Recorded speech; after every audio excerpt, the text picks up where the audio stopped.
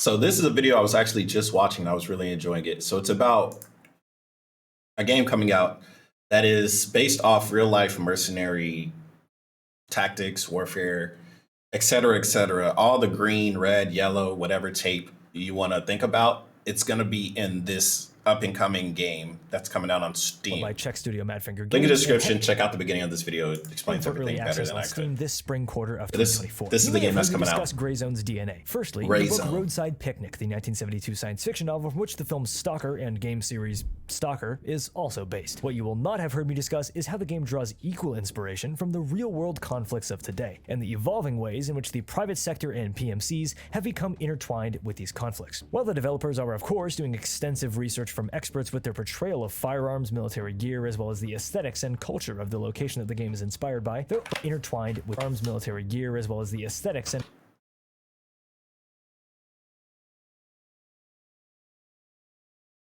Vietnam? Culture of the location that the game is inspired by. They're also working with and being advised by someone intimately involved with and knowledgeable about PMCs, and ex-PMC by the name of Sean McFate.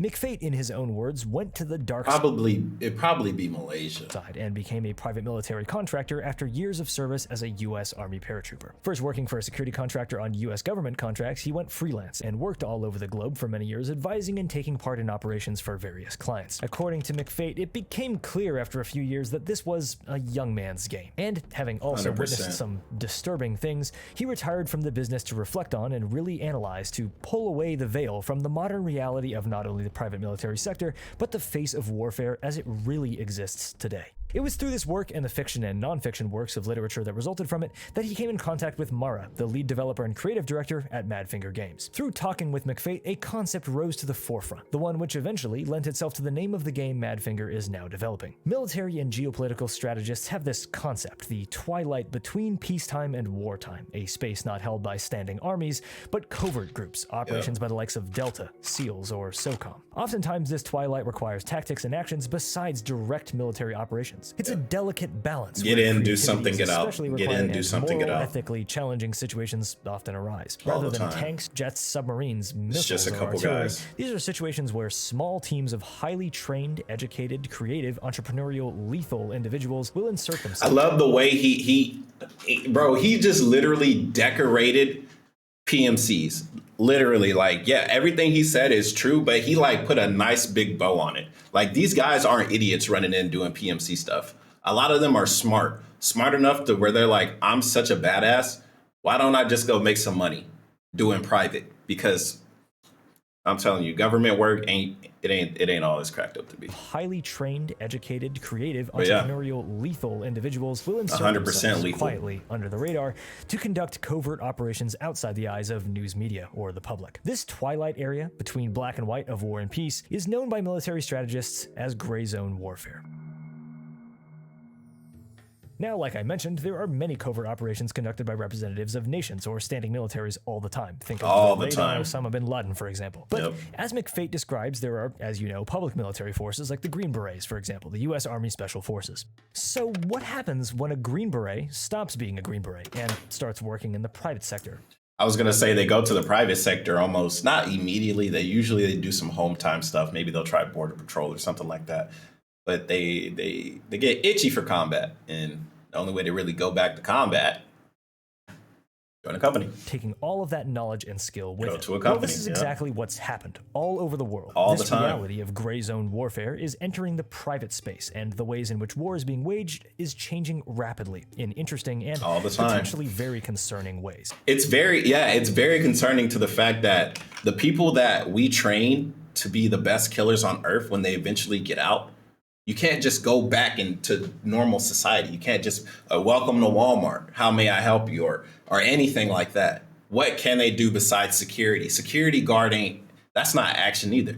So what do? They normally go into a private field, and yeah, it's cool that they go into the PMC field, but a PMC is literally a gun for hire. So they're your friends today, and tomorrow they shooting right back at you.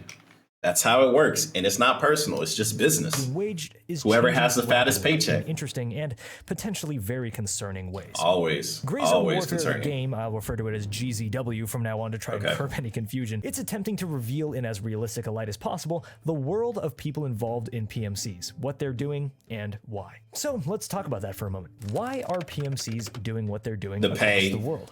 The pay, the job security, and maybe because they just like killing, or they like fighting, or they like being in the thick of it. Like, not just, oh, I'd love to kill people, but it's like, if you're trained at a young age to do something, if that's all you know how to do, then why are you surprised when they continue to do it when they grow up, you know? Well, at the end of the day, it comes down to, you guessed it, money.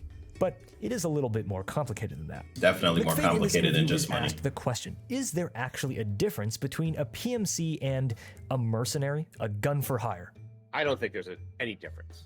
I mean, there's been lots of experts who are trying to explain that there is some sort of difference, but essentially, he says that line is blurry, and it whether is someone very is on blurry. one side or the other really has only to do with that individual's personal decisions and their own moral compass. Yeah. Somebody who's coming from that world, the line between a private military contractor and a mercenary is blurry, because if you have the skill set to do one, then you can easily do the other. It depends on the market circumstances and the will of the You hear that?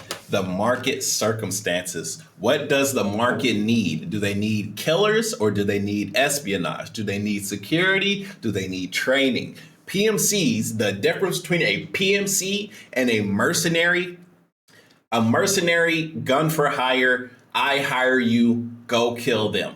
PMC, you work for a company says go kill them. That's literally the difference. And also PMC could be doing training or just security, or a defense detail, or private security, literally private security, where they just follow a VIP everywhere they go, right?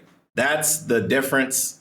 And a lot of times the PMCs, they do work for the US government. So whenever they're doing the security work and stuff like that, they're usually working with other agencies that we're not supposed to know about or talk about. That is all. The other. It depends on the market circumstances and the will of the individual, and that's it. The market, by the way, is expanding, and all the rapidly time across the world. All the time, because everybody's getting money. Like, we just lost Afghanistan to the Taliban. The Taliban's getting that money now, and if the Taliban got enough money to hire some Delta, and the Delta is a merc, well, there it is. The guy that was fighting with the Taliban 5 years ago is now working for him because they got the green. It is what it is.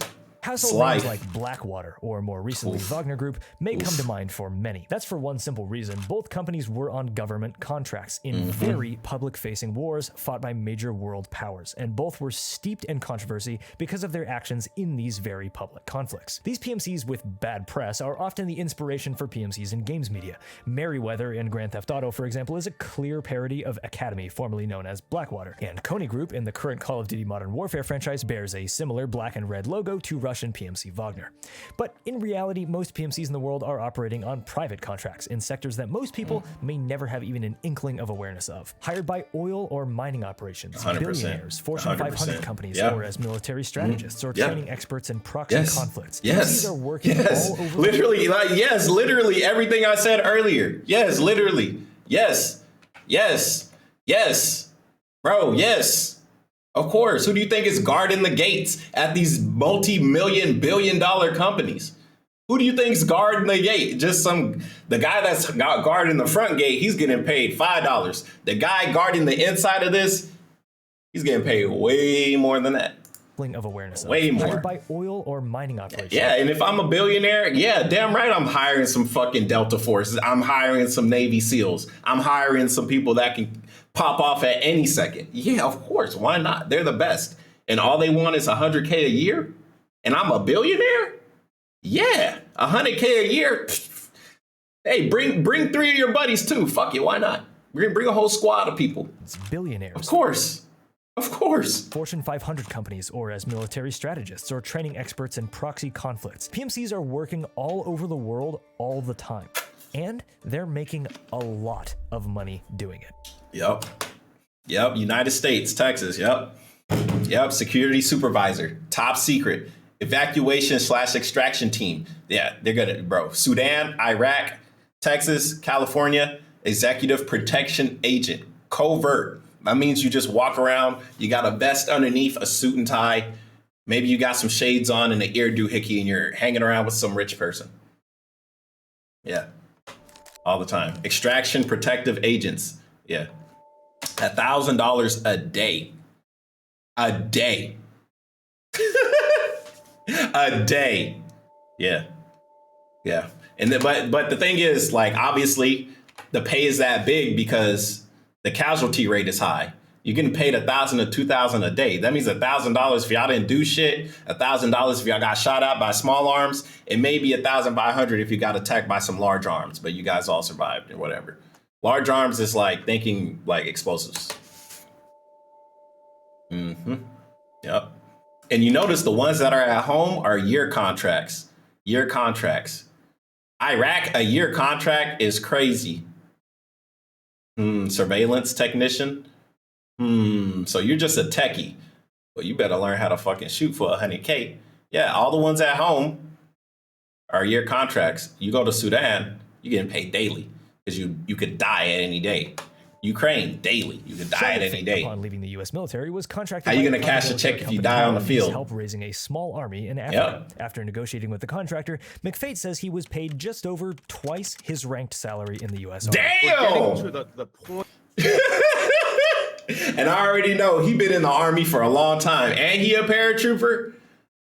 God damn. Point where anybody who has enough money can swipe a check and rent a private army. There it is. A special operations force. They could wage war for any reason they want.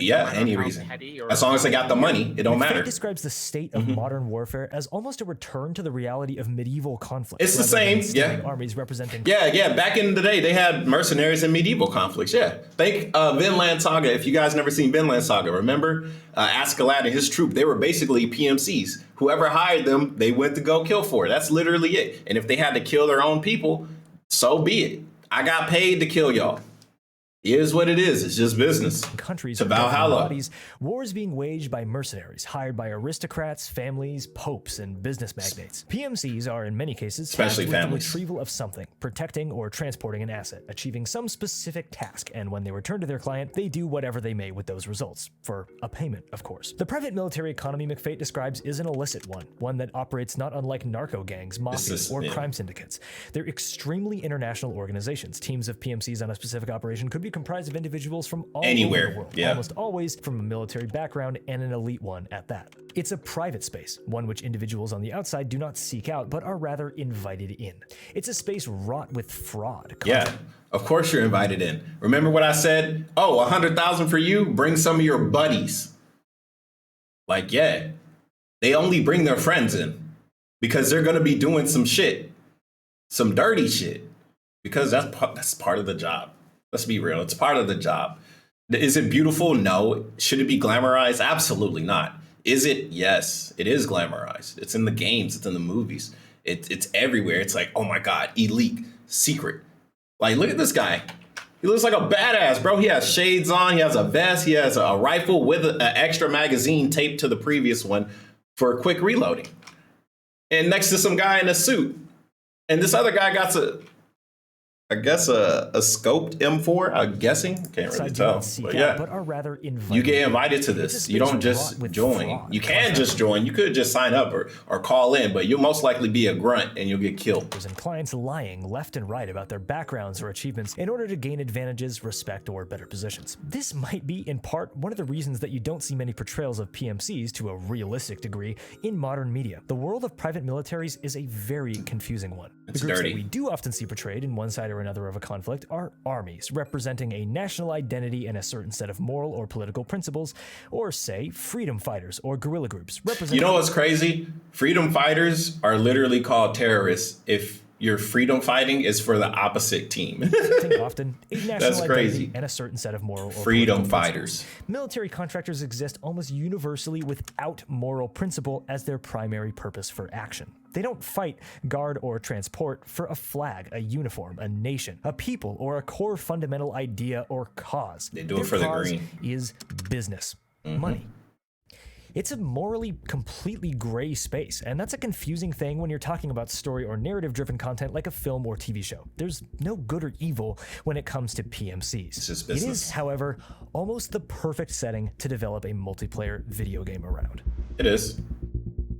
Think Dark Zone from what's that game called? The Division. Think like that. Like, oh, you just helped me get some gear, and now you just found some cool gear. Now I'm gonna shoot you in the back of the head and take it.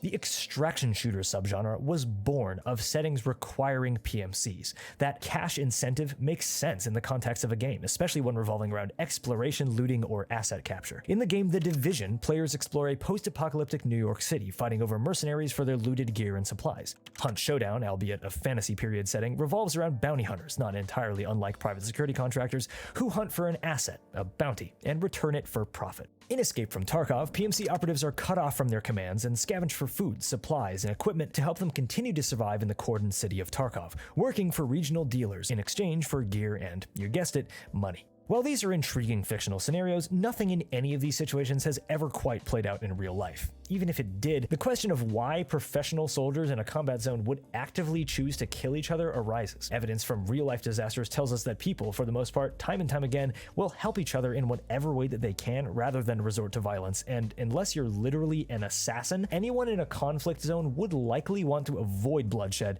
if at all possible. This brings us back to the portrayal of private military contractors in GZW, the game. The PMCs in Lamang Island in GZW are not cut off from command. They aren't stuck in a post-apocalypse. In the lore and story of GZW, there is a command. the UN has set up an exclusion zone around part of this nation, Lamang, after a mysterious disastrous event caused the civilian population to be evacuated. While the UN and international community have collectively agreed not to set foot within this zone to avoid international conflict, the private sector immediately pounced, with overseas clients hiring these PMCs to investigate the region and bring back whatever they could find. If you want a more in-depth breakdown of not only the game's story, but what we know of its core design, I have 2 videos on my channel that explain those things respectively. But the point is, PMC operators in GZW have been hired by one of 3 companies to explore an area, answer some questions, bring back what they find, and they'll be rewarded for doing so. So, coming back to real life, what happens then when 2 private military companies come in contact with each other in the field? Well, in real life? Well, if they have command, shit, let's not fight it out immediately. Let's not fight it out immediately. But you never know. To McFate, if it's a surprise, things can go sideways quickly. So, I mean, it's one thing if you know that you're in the same area of operation, you might try to coordinate just to say, hey, this is our turf, this is your turf. When they see each other, they can... It could be an impromptu firefight. If the 2 companies are aware of each other, they can try and demarcate territory. But coming back to the criminal organization analogy from earlier, it's the criminal, this doesn't always go smoothly or cleanly. Yeah, okay, because they're the narcos. Okay, they're the fucking narcos. They don't give a damn. These guys, they don't care. PMCs, they at least think a little bit. These guys, you go, you kill, blah blah blah blah. See, Jefe. That's it. Go get it. Go. You just go. Earlier, this doesn't always go smoothly or cleanly. PMCs can be in pseudo-agreement in their efforts to not get in each other's way, but unexpected things can always happen. Sometimes, in fact, the same client will hire 2 PMCs for similar tasks without telling either contractor that they've done this. In certain cases, 2 PMC groups may be on this same side, so to speak, without exactly knowing it. So anytime 2 PMCs come in contact in the wild, concerns of fratricide or blue-on-blue fire are at the front of everybody's mind. Being part of a private military company isn't like working for an army. Just because 2 PMCs come in contact with each other does not mean that they will need to engage each other. Sometimes the right decision will be to simply let the other group go about its business, or even to work together to achieve a collective goal. On the flip side, if lines are not carefully drawn, PMCs may decide to engage each other, if it seems beneficial at that time. So this has all been an overview of what gray zone warfare is as a concept and how the expansion of war into the private sector has changed the face of modern conflict for better or worse. But But how exactly is the game GZW attempting to go about portraying these themes through gameplay specifically? In the game, the 3 PMCs are stationed across the island from one another, and individual squads within these will all have similar mission objectives. There will be a significant amount of AI in the final version of the game, and the map will be quite large, 42 square kilometers. That's around the size of the Far Cry 3 map for reference. The game will also not have match or raid instances. When you join a server, you will be joining a persistent world. All this is to say that you dude, that's gonna be laggy as shit. That's gonna be laggy as hell. You just jump in, like, what if everybody just jumps into the server? Run into another PMC group for very extended periods of time in GCW. If you do, there will be proximity chat, meaning that you'll be able to communicate with everybody's gonna be on Discord. That individual or squad. Everybody gonna be on Discord. Engage or not, that'll be up to the individual. You better engage. If anything has taught me from Modern Warfare, what's it? The Wars, not Warzone. The one where you go get the gear and you get out, bro. If anything's taught me from that, bro, dude, you better shoot first, ask questions later, bro. It's like GTA. Bro, back in the day when the game first started, you could, hey, peace, hey, friendly, okay. Not anymore, bro. Now you shoot on a fucking sight.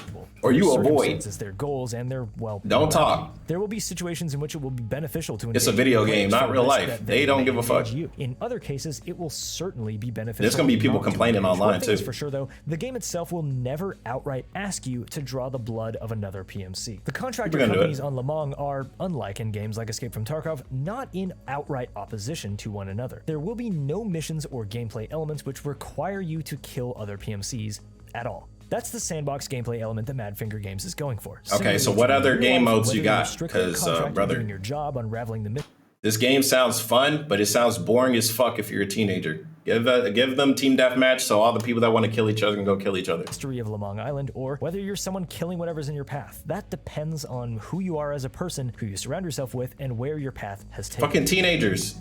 Teenagers with Red Bull and fucking Monster Energy. They're gonna be killing everything. Really matters that the game should just focus on fun or functionality first. Who really cares about all this background detail if the game doesn't work well around core designed gameplay systems? And yes, of course, I would for the most part agree with you. I would hope the game works. A well-crafted game world, one which feels thoughtful and does a good job of selling its reality to the player, that matters more than you'd think when it comes to getting someone like me invested in a game. Bro, they got MREs. The player, that wow, iodine tablets. When it comes to getting someone what was that, Chili Mac? Like me invested in a game as large and ambitious as what GCW seems to be going for.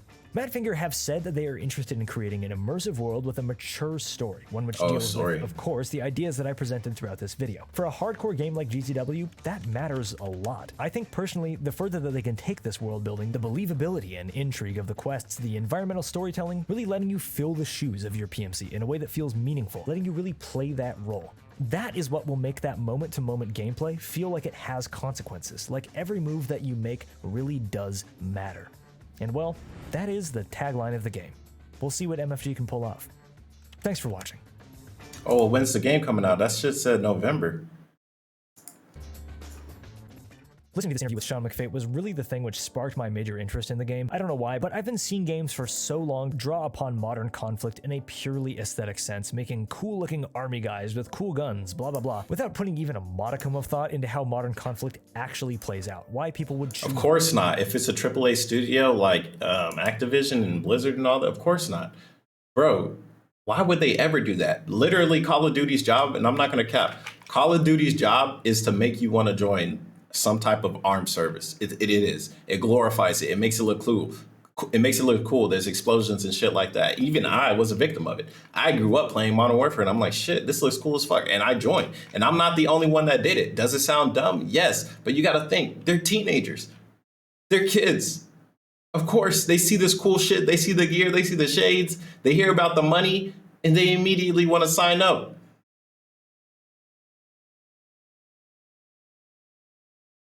Blah, blah, blah, without putting even a modicum of thought into how modern conflict actually plays out. If they did that, if they had them actually talk about how combat plays out, you'd be having more people look into people that don't want to be looked into. Why people would choose violence in these scenarios, etc. I want to make a pretty serious point here. War and conflict are not a matter to take lightly. Real-life armed conflict is not something that I think should be talked about as entertainment value, to be made light of in any way, joked about or discussed without serious thought for the human reality of it. I don't wish to say that I think games media needs to take direct inspiration from real war to be good or fun. War is not good, fun, or cool in any way. I used imagery and examples from... Okay, let's keep it real. It's a little fun. It is a little fun. If it wasn't the case, a lot of people wouldn't go back to it.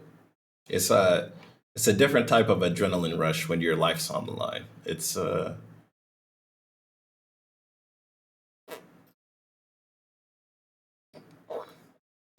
like the F in fun. It's just the F.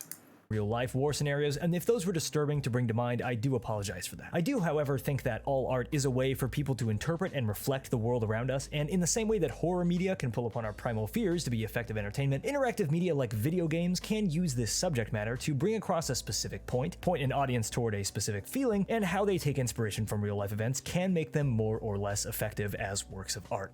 The game is going to be a shooter at its core, of course, and obviously there should always be a healthy separation from reality in this kind of content. But the fact that they're drawing such heavy inspiration from people who actually have experience in this sector really interests me and gives me a lot more faith that there's more going on with this game than your average go here, kill guys, and leave gameplay loop. You'll be hearing more about GZW from me very soon, as I've been chatting with the developers on and off since the game was revealed. Hopefully, it's not much longer until we see real full-on gameplay and get our hands on it ourselves. Until then, hope you have a great rest of your day, and I'll see you very soon.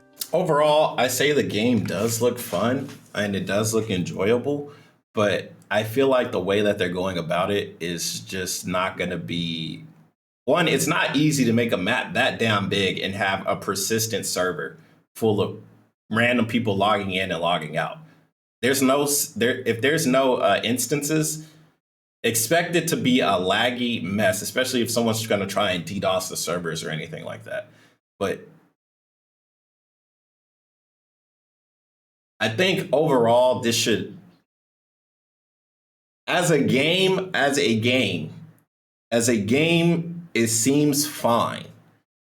But also as a game, I feel like this game is not enough to actually have more enjoyment than maybe a couple hours, like maybe 10 hours, right? Because we already have a game like Tarkov. So if it's for PvP, people most likely are going to do Tarkov, right?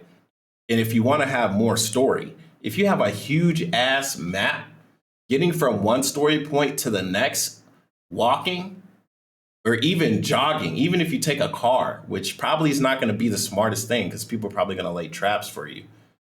How is that going to be enjoyable if there's no missions, right? If the map, say I spawn here and like the first mission is 2 miles away, and then the next one is 10 miles away.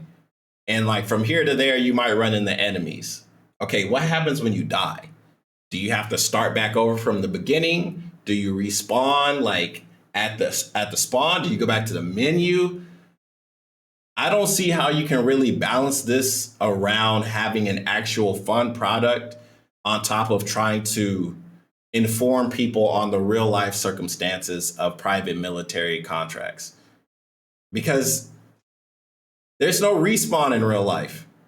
But if you want it to be a successful game, you're going to have to gamify the game. Because if it's real life, only a certain demographic people are going to stick around for your game. And if you're making a game, that's not cheap. And I can see you guys are going in, talking to actual PMCs. You guys are getting the sketches of the guns, the sound effects of the weapons, like the maps. You're getting the designs from real life. Like, bro, this is not cheap. So I don't see how this game is going to succeed if you don't make it more fun for the player. Like I said, give people more modes, because if all you have is this open world, hey, we want people to be PMCs, good luck. Good luck getting a return on that investment on top of it. Unless you guys start putting loot crates or skins. Like, I think that's worse. I'd rather you give them T-Deathmatch than give them some fucking blue and purple light up fucking skins like Call of Duty, personally. So you should definitely scale this back a little bit. Maybe make the map not as big. Maybe add separate game modes. Maybe add a conquest mode like Battlefield. and literally just have it. You can even have it, I'd say have it half the size of the map you have. Just one big ass conquest map. A, B, C, D, E, and F flags. There it is. And then get from one flag to the other. You gotta walk or take a vehicle. Maybe have like 2 helicopters. Don't have jets. Don't have no fighter jets in there, but have like 2 helicopters. One and both helicopters, you only get 2 helicopters for each team. So a maximum of 4 helicopters to fly around, and they have miniguns on them. Like, that's literally all you could really do to keep people from being like, man, this game's shit. I'm gonna go back to Battlefield or I'm gonna go back to COD. But y'all let me know in the comments below. I'll see you guys on the next one. Peace.